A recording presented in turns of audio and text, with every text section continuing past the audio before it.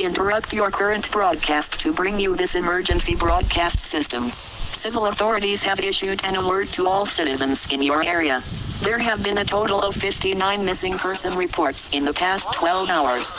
Witnesses have reported that people inside their homes have been killed by an unknown entity, and all reports had a generally similar point of view.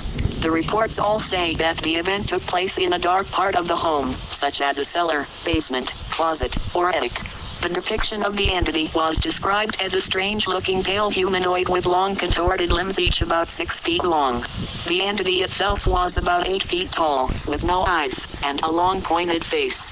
Witnesses also say that days before the individual was killed, they said they felt uneasy or anxious.